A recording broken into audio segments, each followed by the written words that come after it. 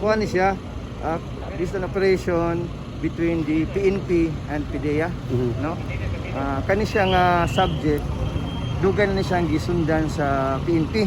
At the same time, nigawas po niya ang pangalan sa PDEA, no? So, karong adlaw, nagkandak ang operation ng PNP together with the PDEA.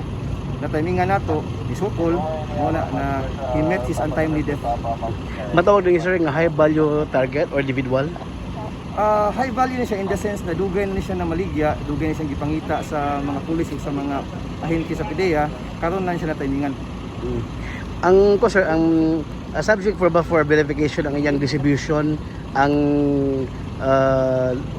kanang gidakaon sa iyang area. Ang iyang area gyud full Cebu City yun, kay gamit man na niyang motor sa pag-distribute, no?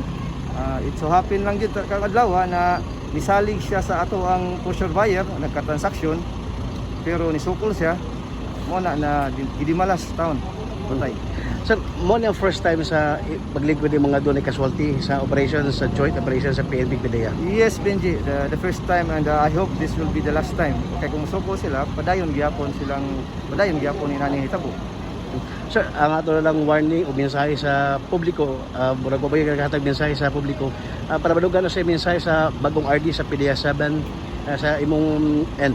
Salamat Benji, no? Let me take also this opportunity to send my message, no? As the new RD of PDEA.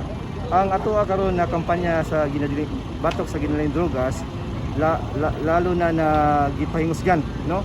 Niya ato ang katimbang ang mga kapulisan. So with the strong tandem between the PNP and the PDEA, expect a more vigorous and relentless fight against illegal drugs. Thank you, sir.